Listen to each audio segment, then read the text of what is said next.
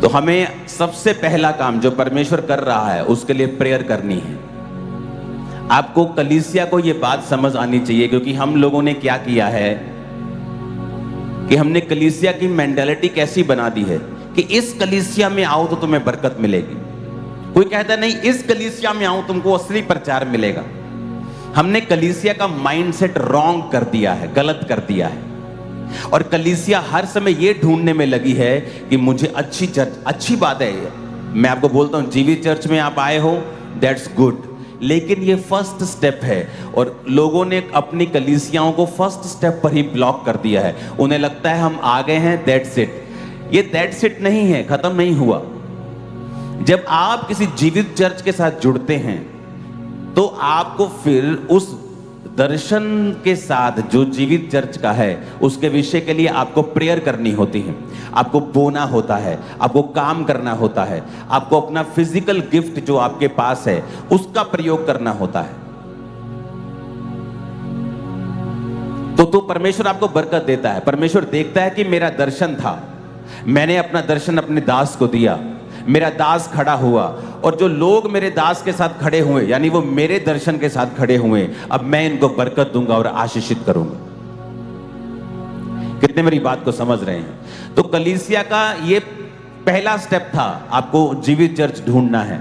और जीवित चर्च मिलने के बाद सेकंड स्टेप है, क्योंकि परमेश्वर उस जीवित चर्च में है और परमेश्वर कुछ ऐसा कर रहा है जो अब की योजना है। जीवित चर्च का मतलब वो परमेश्वर की आवाज को अब सुन रही है, राइट नाउ, प्रेजेंट टाइम में, कि परमेश्वर इस टाइम में क्या चाहता है। मैं परमेश्वर की उपस्थिति में जब समय बिता रहा था, मुझे 10, 12, 15 घंटे हो गए, तो परमेश्वर ने मुझसे बात की। और जब परमेश्वर ने मुझसे बात की, मैं सेकंड डे ही नीचे आया और अपने लोगों को मैंने बोला कि मुझे ये चाहिए, मुझे अब इस तरह से चाहिए, अब मुझे ये ब्रांचेस चाहिए। और अभी मैंने अपना फाइनल प्लान किसी को नहीं बताया, मेरी वाइफ के अलावा। वो मार्वलस है, वो ऐसा है कि गूंज जाएगा यीशु मसीह का नाम, गूंजेगा यीशु मसीह का नाम। मैं आपको बता रहा हूं, आपको जस्ट स्टेप बाय स्टेप मेरे साथ चलना है। जो मैं आपको बोल रहा हूं आपको उसे फॉलो करना है। शैतान हमेशा नॉनसेंस करने की कोशिश करता है जब बड़े काम होने होते हैं, लेकिन हर बार वो अपनी बेइज्जती करवाता है। 2017 में क्रूसेड्स होते थे, हर महीने 3 क्रूसेड, एक मंगलवार फिर क्रूसेड, दूसरा क्रूसेड, तीसरा क्रूसेड, इसी तरह से क्रूसेड चलते थे। और लोग, शैतान उनको उकसाता था कुछ गलत करने के लिए, बोलने के लिए, लेकिन उन सबों ने परमेश्वर से मार खाई है, क्योंकि ये दर्शन मेरा नहीं है, उस खुदा का है जिसने मुझे खड़ा किया है। मैं वोट्स लेके खड़ा नहीं हुआ।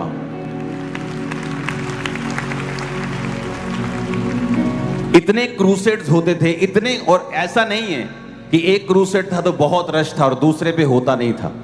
लोग हैरान पूछते थे कि एक हफ्ते बाद क्रूसेड है, लेकिन इसका रश उससे भी ज्यादा कैसे हो सकता है? इस एक हफ्ते बाद फिर क्रूसेड है, इसका रश दूसरे तीसरे से भी ज्यादा है, ये कैसे हो सकता है? इतने लोग कैसे आ सकते हैं? एक, चलो मान लो साल में एक मीटिंग हुई, चलो जी सभी कलीसियां इकट्ठी हो गई, बड़ी गिनती हो गई, पर आप हर हफ्ते करते जा रहे हो, संडे करते जा रहे हो, थर्सडे करते जा रहे हो। एक महीने में मैंने 18 बड़ी मीटिंग्स की थी, मुझे याद है, संडे थर्सडे मिला के। तो लोग सोचते हैं ये कैसे हो सकता है, इतनी मीटिंग्स कैसे, इतना बड़ा काम कैसे? और व्यक्ति था एक फॉरेन में, वो गाड़ी, अपनी गाड़ी में, बड़ी सी गाड़ी थी उसके पास, गाड़ी में लाइव होकर मुझे गालियां निकाला करता था, सीधा गालियां। क्रिश्चियन था वो, गाड़ी में बैठकर गालियां निकालता था वो। और प्रभु ने मुझसे कहा था तो जवाब मत देना, मैं जवाब दूंगा।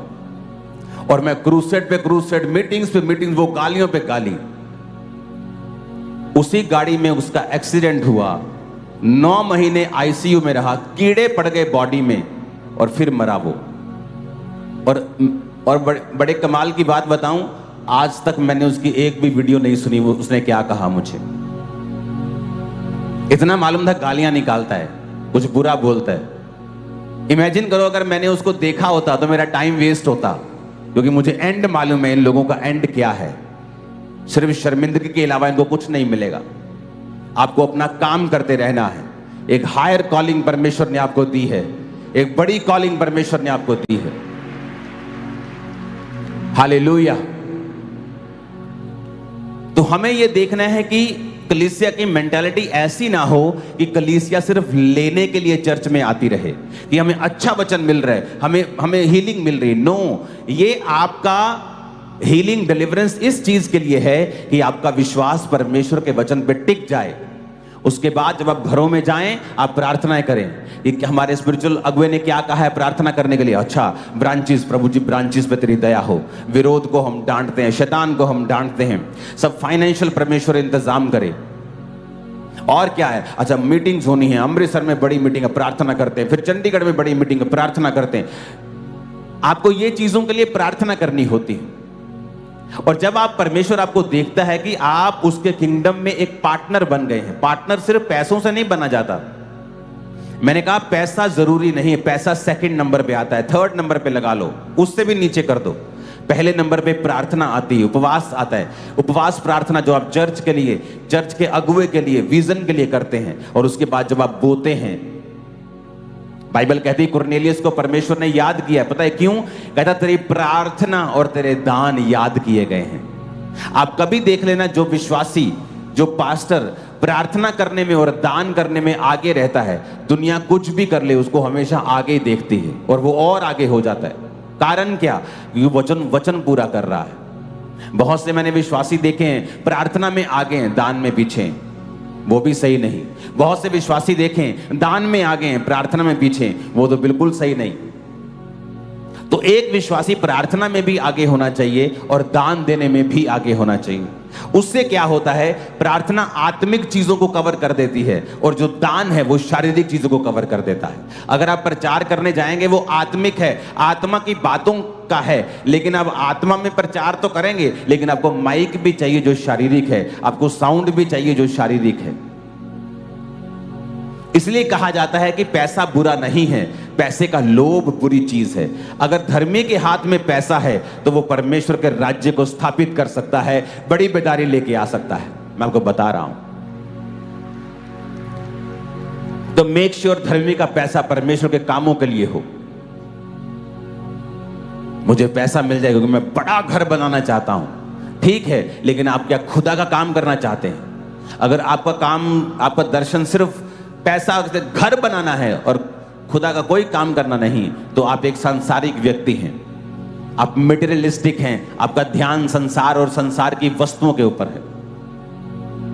परमेश्वर ने कहा मैंने सारी आशीषें तेरे लिए बनाई हैं, लेकिन जब तू मेरे राज्य में प्रवेश करेगा और मेरे राज्य में मुझे ढूंढेगा, मेरे धर्म और राज्य की खोज करेगा, तो सब वस्तुएं तुम्हें मिल जाएंगी, तुम्हें इनके लिए रोने की जरूरत नहीं पड़ेगी। Hallelujah, hallelujah. तो ये हमारे लिए प्रेयर पॉइंट्स हैं, ये हमारे लिए लाइफ है। मैं ये काम मैं नहीं कर रहा हूं, आप लोग ये काम कर रहे हो, आप मेरे पार्टनर हो। सभी हम सब एक ही परमेश्वर का काम कर रहे हैं। कोई आगे खड़ा है, कोई पीछे खड़ा है, सब इंपॉर्टेंट हैं। सबको सेम बरकत मिलेगी अगर हम सब एक काम करेंगे तो। यस, सबकी बरकत सेम है। परमेश्वर ने कहा मैं बहुत वस्तुओं का अधिकारी बनाऊं। 5 को कहा, 5 वाले के 5 कमाई जिसने, बहुत वस्तुओं का अधिकारी बनाऊंगा। 2 के साथ 2 कमाए, बहुत वस्तुओं का अधिकारी बनाऊंगा। 1 था जिसके पास, बोले मेरे पास तो 1 है, उसके पास तो 5 है, वो तो स्टेज पे है, मैं पीछे खड़ा हूं। और उसको कहा परमेश्वर ने, जा और नरक का अधिकारी हो जहां रोना और दांतों का पीसना होगा। तो मेक श्योर आपके पास जो भी है आप उसे इस्तेमाल करते हो। अपने पड़ोसी को बोलो तेरे पास जो भी है उसे इस्तेमाल कर। फिर से बोलो हालेलुया। तो आप जब चर्चिस में जाते हैं, आते हैं, आपका मकसद सिर्फ पास्टर्स का ये नहीं होना चाहिए उनको बताना कि आप सच्चे प्रचार को सुन रहे हैं। उसका मकसद उससे एक कदम फिर 10 कदम आगे लेके जाना है, एक एक कदम करके, और लोगों को इन्वॉल्व करना है उस दर्शन में, ताकि लोग भी आशीषित हों, वो भी सेफ रहें, परमेश्वर उनकी केयर करे, परमेश्वर की आंखों में आपकी वर्थ हो, आपकी वैल्यू हो, कि आप परमेश्वर के किंगडम के लिए फायदेमंद हैं और वो आपको सुरक्षित करके रखे। वो शैतान को डांट के रखे। हालेलुया। एक विश्वासी होने के नाते आपकी कॉलिंग है धर्मी जीवन जीना। नहीं तो जितनी गड़बड़ियां आज एक विश्वासी की लाइफ में हैं, वो उसकी अपनी डाली हुई हैं, शैतान की नहीं। वो पिक्चर जो मैंने आपको दिखाई थी, वो जो यहूदिया से जब हम जाते हैं समारिया की तरफ, उसको अपने स्क्रीन के ऊपर देखेंगे।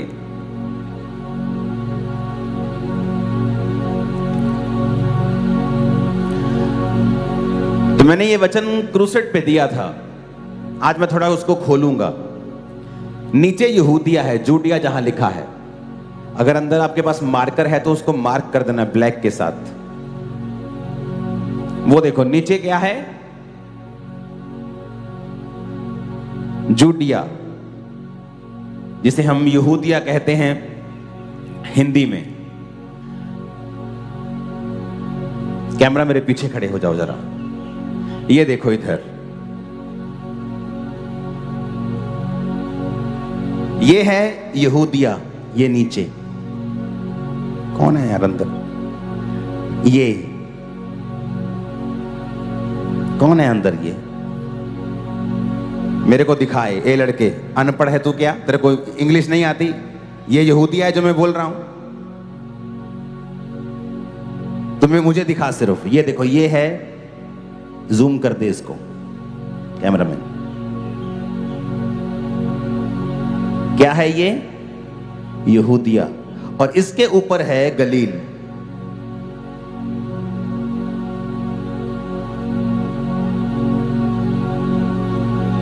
नीचे क्या है?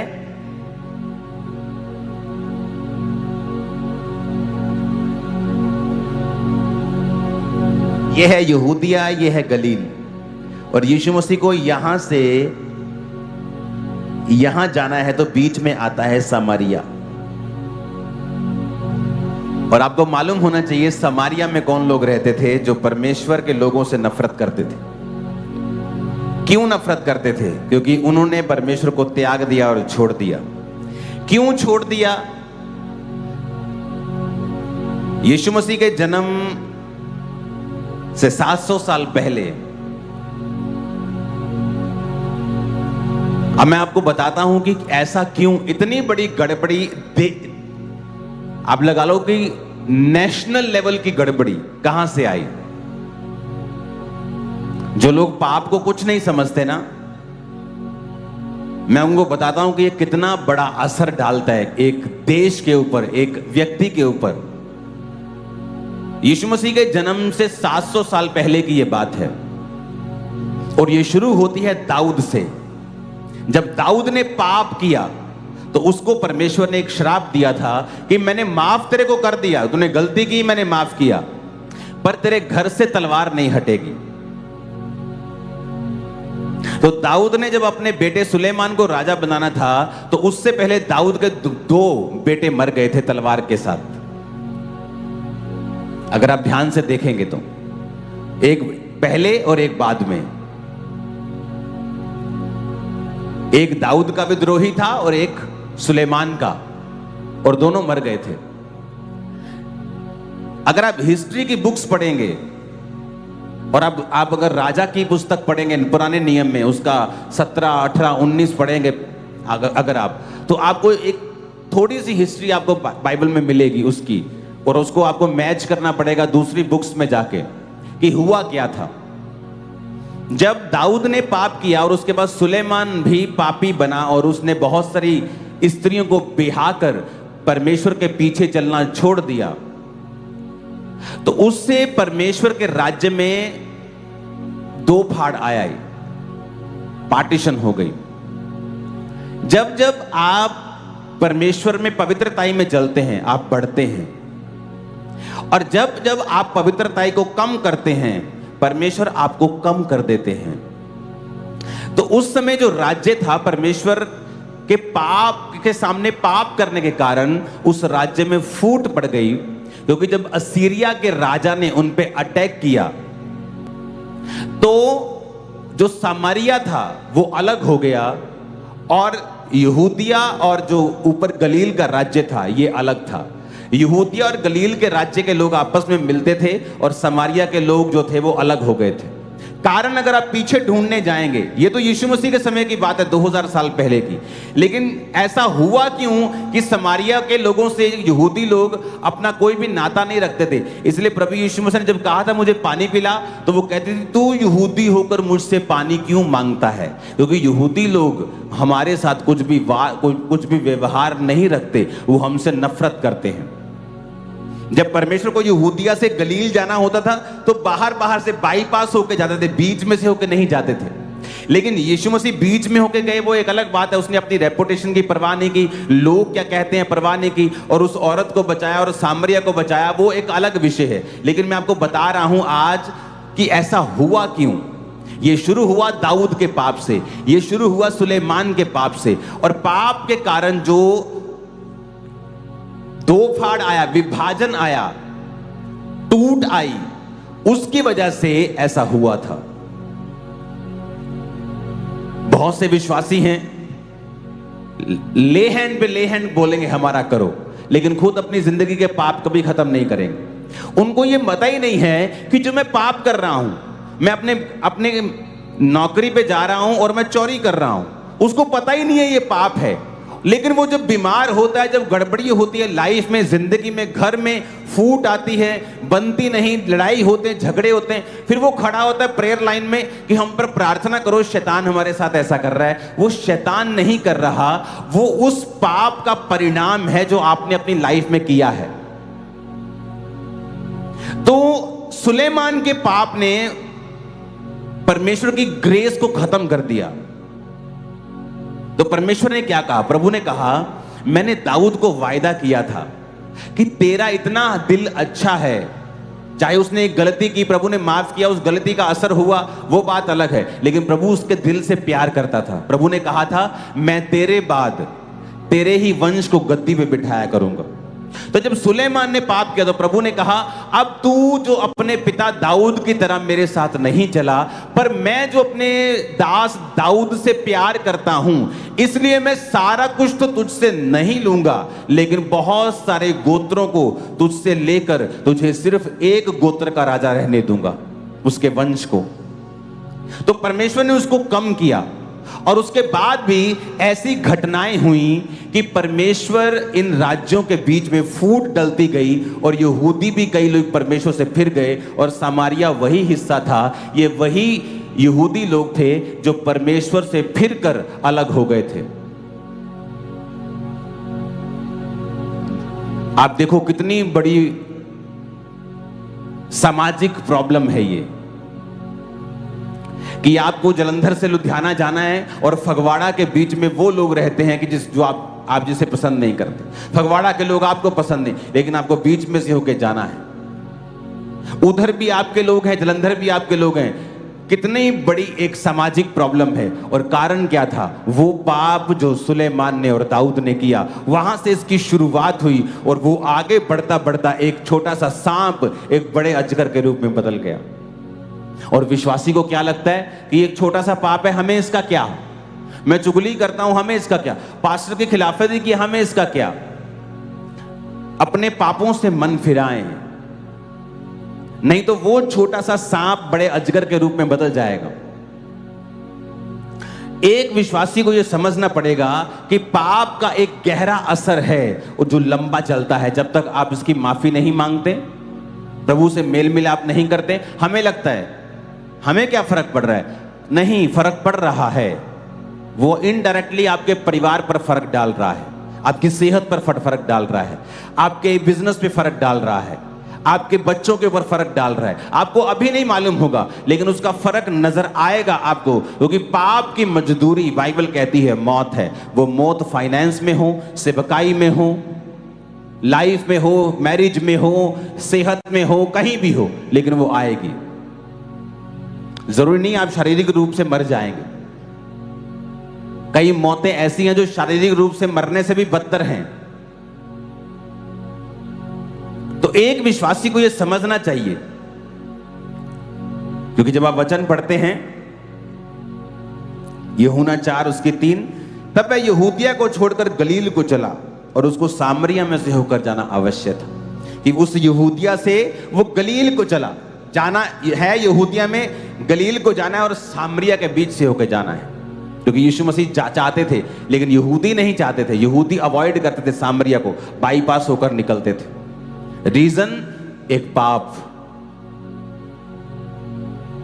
धरती पर बीमारियों का रीजन आदम और हवा का पाप। एक छोटे से पाप ने कितना ही बड़ी गड़बड़ कर दी। तो एक विश्वासी, इसलिए कहा जाता है जीवित चर्च का हिस्सा बनो। क्यों? क्योंकि वो आपको हमेशा जागरूक करती रहेगी। अब अपने बिजनेस में हो, पाप मत करो।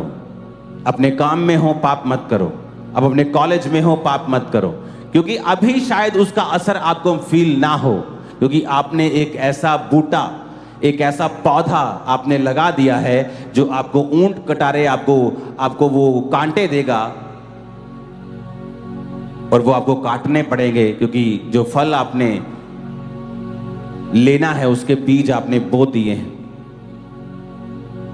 और जब एक विश्वासी पवित्रताई में चलता है तो उसे परवाह नहीं करनी चाहिए कि अब उसकी जिंदगी में क्या हो रहा है, क्योंकि फ्यूचर आपका होगा और इतना बड़ा ब्लेस्ड होगा आप सोच भी नहीं पाएंगे। अगर पाप का असर बड़ा है तो पवित्रताई का असर उससे भी बड़ा है। आप चलते जाएं, रुके नहीं, थके नहीं, गिव अप ना करें, क्योंकि जो पौधा आपने लगाया है वो बड़ा होगा और फल लाएगा। तो मेक श्योर करें आप एक ऐसे विश्वासी हो जो झूठ ना बोलता हो। शायद इसलिए परमेश्वर ने मुझे बिजनेस बैकग्राउंड से लिया। जब मैं बिजनेस करता था मसीह में आने के बाद, तो जब लोग मुझसे आकर मेरी टाइल्स का, चीजों का रेट पूछते थे, तो मैं उनको रेट बोलता था और वो बोलते थे नहीं जी ये महंगी है। मैंने कभी नहीं कहा झूठ बोला। लोग झूठ, नहीं जी सानू तो इन्ने दी आई है जी, नहीं बहन जी मैं तो 50 रुपए डब्बा ही कमा रहा, मैं तो 20 रुपए डब्बा ही कमा रहा। मैंने कभी झूठ नहीं बोला। मैंने कहा मेरा यही रेट है जी और ये रेट बड़ा अच्छा है। मैंने कभी झूठ नहीं बोला अपने बिजनेस में भी, क्योंकि आप जो कुछ भी करते हैं प्रभु ने आपको ग्रेस दी है। चाहे वो बिजनेस हो, जॉब हो, पॉलिटिक्स हो, आप सही तरह से कर सकते हैं। खुदा ने आपको ग्रेस दी है, आपके ऑलरेडी आपके पास अनुग्रह है। अब किसी के पास कोई बहाना नहीं, मैं ये काम करता हूं तो मुझसे ये नहीं होता, मैं ये काम करता हूं तो मुझसे ये नहीं होता। आप किसी भी फील्ड में हो सकते हैं, आप किसी भी सरकारी फील्ड में हो सकते हैं, और प्रभु आपको अनुग्रह दे चुका है कि आप उसके रास्तों पे चलते रहें। हाँ, डिस्कंफर्ट हो सकता है, थोड़ी सी डिस्कंफर्ट मिल सकता है, थोड़ी सी प्रॉब्लम हो सकती है, क्योंकि सच बोलने में थोड़ी सी प्रॉब्लम हो सकती है, ईमानदारी में चलने से थोड़ी सी प्रॉब्लम हो सकती है, लेकिन उसका फल जो बाद में आने वाला है वह बहुत बड़ा है। आमीन। तो हमें यह ध्यान रखना है कि ये सामरिया, यहूदिया, ये गलील, ये क्यों आई प्रॉब्लम। कभी आपने सोचा, आपने नया नियम पढ़ा तो उसमें जब आप ये लाइन पढ़ते हैं 9 आयत को, सामरी औरत ने उससे कहा तू यहूदी होकर मुझ सामरी स्त्री से पानी क्यों मांगता है, क्योंकि यहूदी सामरियों के साथ किसी प्रकार का व्यवहार नहीं रखते। The Jew have no dealings, nothing, no dealings, कोई डील नहीं होगी, टोटल नफरत। तुमने परमेश्वर को त्याग दिया, तुम लोग परमेश्वर से विमुख हो गए, कोई डील। लेकिन हुआ क्यों? कारण था पाप, विभाजन का कारण पाप था, दूसरे राजे का कब्जा करना इनके ऊपर कारण पाप था। इजराइल का लास्ट राजा देखो, उसने पाप किया और परमेश्वर ने फिर पूरा कब्जा शैतानी लोगों को दिया। कारण क्या था? पाप। हम लोग सोचते हैं पता नहीं क्यों व्यवहार नहीं रखते थे। उसने खुद कहा, परमेश्वर तेरे लोग यहूदी लोग तो हमारे साथ कोई व्यवहार, नो डीलिंग्स, लेकिन तू मुझे पानी पिलाने को बोल रहा है। तो वो तो एक स्पिरिचुअल बात थी कि परमेश्वर पापियों के लिए आया, उसने लो से लो लोगों को बचाया। वो औरत दोपहर के 12 बजे पानी भरने के लिए गई, दोपहर को, बिल्कुल धूप। उस इलाके में अगर आप चले जाएंगे जहां की ये बात हो रही है, वहां की दोपहर टोटल अनबेरेबल धूप होती है। लेकिन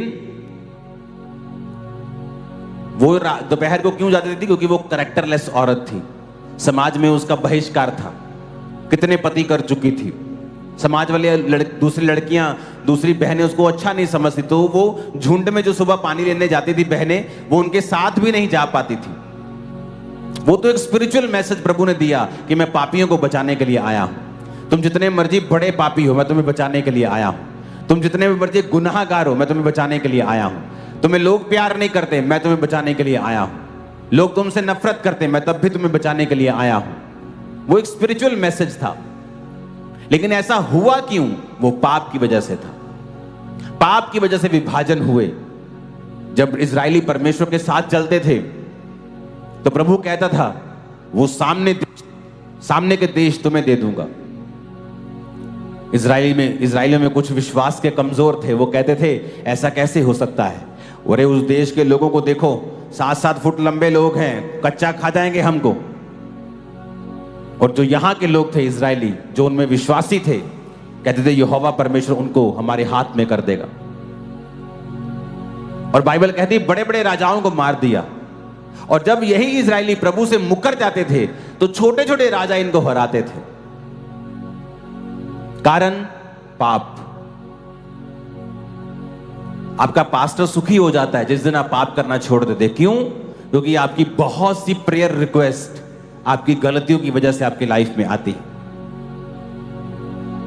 और इसीलिए एक पास्टर को जरूरी है कि वो कलीसिया को समझाए कि बहुत सी बीमारियां और बहुत सी मुश्किलें पाप की वजह, सभी नहीं, बहुत सी, कुछ प्रभु में बढ़ने के लिए भी हो सकती हैं, कुछ परीक्षाएं भी हो सकती हैं, प्रभु आपको चेक करना चाहता है, कुछ ऐसी भी हो सकती हैं। लेकिन अगर आप पाप से बचे रहेंगे, आप बहुत सी बीमारियों से बचे रहेंगे, बहुत से ट्रबल से बचे रहेंगे, बहुत सी पार्टीशन से बचे रहेंगे, विभाजन से बचे रहेंगे, बहुत से अटैक से आप बचे रहेंगे। वचन पढ़ के, जीवित चर्च को अटेंड करके, रोजे रख के आप पाप की आत्मा को खत्म करते हो। आप रोजे रखते हो, आपके शरीर की अभिलाषाएं खत्म होने लगती हैं। ऐसे लोगों को अपना आदर्श बनाओ जो परमेश्वर में सही तरह से चले हैं, रिजल्ट पाया है। अगर आप ऐसा नहीं करते तो आप दाऊद की उसी दूसरी संतानों की तरह हैं जो नष्ट हो गई। और सुलेमान था जिसने दाऊद की लाइफ को देखा और वही वैसे ही फॉलो किया। लास्ट में जब बूढ़ा हो गया तो उसने मिस्टेक की, फुलिश मिस्टेक्स की, और उसका असर उसे हुआ, जनरेशंस को हुआ। आप आज सबसे डीप पिट में, गड्ढे में हो सकते हैं। अगर आप फैसला कर लेंगे आज से कि मैं प्रभु में और उसकी पवित्रताई में चलूंगा, उसी एरिया की सबसे ऊंची पहाड़ी की चोटी के ऊपर आप होंगे।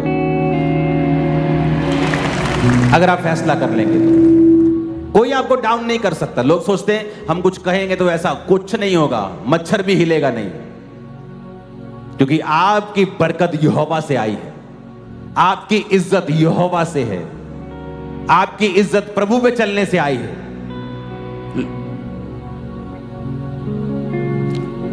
आप देखोगे समाज में लोगों ने अच्छा काम किया, अच्छी बात आप करें, चैरिटी की, उनकी इज्जत बढ़ी, पर मैं आपको बताता हूं वो अपनी इज्जत को मेंटेन नहीं रख पाते। क्यों? क्योंकि आपने कमाई है और वो जा भी सकती है। कोई गलती हो गई, कोई प्रॉब्लम हो गई, लेकिन जब आप प्रभु में चलते हैं और आप अगर प्रभु में सही तरह से चले, लोग कुछ भी कहें, इज्जत दुगनी हो जाती।